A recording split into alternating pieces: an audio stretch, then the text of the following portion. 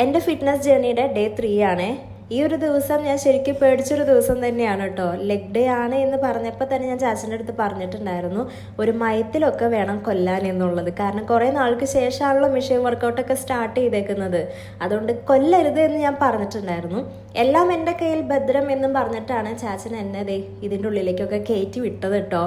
കയറ്റി വിട്ടതേ എനിക്ക് ഓർമ്മയുള്ളൂ. അവിടെ നിന്ന് ഇറങ്ങാനൊക്കെ ഞാൻ പെട്ടപ്പാട് നല്ല ബുദ്ധിമുട്ടായിരുന്നു. ചാച്ചൻ്റെ കൈ എനിക്ക് വേണമായിരുന്നു. ഓരോ വർക്കൗട്ട് കഴിയുമ്പോഴും എണീറ്റൊന്ന് നടക്കാനോ അല്ലെങ്കിൽ നിൽക്കാനോ. മുമ്പ് ഒരു വീഡിയോയിൽ ചാച്ചൻ്റെ ലെഗ് വർക്കൗട്ട് കഴിഞ്ഞിട്ട് നടക്കണം ഉണ്ട് കഴിഞ്ഞപ്പോൾ ഞാൻ നല്ല പോലെ കളിയാക്കി വിട്ടിട്ടുണ്ടായിരുന്നു. അതിനുള്ളതൊക്കെ എനിക്ക് കിട്ടിയിട്ടോ. കർമ്മ ഈസ് എ ബൂമറാങ് എന്ന് പറയുന്നത് വെറുതെ അല്ല. എന്തായാലും അതിനുള്ള പകരം വീട്ടിയതാണെന്ന് എനിക്ക് നന്നായിട്ട് മനസ്സിലായേ.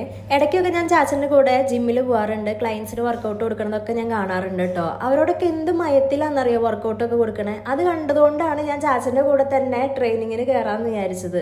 പക്ഷേ എന്നോട് ഈ ചതി ചെയ്യുമെന്ന് ഞാൻ വിചാരിച്ചിട്ടുണ്ടായിരുന്നില്ല. സ്ട്രെച്ചിങ്ങിൻ്റെ സമയത്താണെന്നുണ്ടെങ്കിൽ പറയാൻ വേണ്ട, എൻ്റെ ജീവൻ തിരിച്ചു കിട്ടിയത് ഭാഗ്യം. അലിസ്റ്റർ ബ്രോൻ്റെ അടുത്ത് ഞാൻ പറഞ്ഞു, ബ്രോ ഓടിക്കോ ജീവൻ വേണമെന്നുണ്ടെങ്കിൽ. അത്ര നല്ല സ്ട്രെച്ചിങ് ആയിരുന്നു.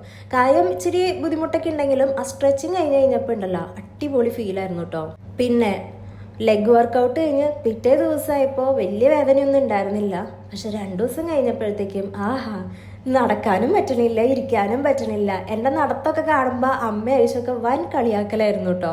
സാരില്ല, ഇതൊക്കെ ഇതിൻ്റെ ഒരു ഭാഗമാണ്, അനുഭവിച്ചല്ലേ പറ്റുള്ളൂ. നിങ്ങൾ തന്നെ പറയുക ഗൈസ്, ആ സ്ട്രെച്ചിങ് ഒക്കെ ചെയ്തപ്പോൾ ഉള്ള ചാച്ചൻ്റെ മുഖഭാവം കണ്ടില്ലേ? പകരം വീട്ടുന്നതാണ് എന്ന് ആ മുഖത്ത് എഴുതി വെച്ചിട്ടില്ലേ? ഇതാണ് ഞാൻ പറഞ്ഞത്, മിക്കവാറും എനിക്ക് വേറൊരു ട്രെയിനറിൻ്റെ ആവശ്യം വരുമെന്ന്. അപ്പം അടുത്ത വിശേഷം നമുക്ക് അടുത്ത വീഡിയോയിൽ കാണാം കേട്ടോ.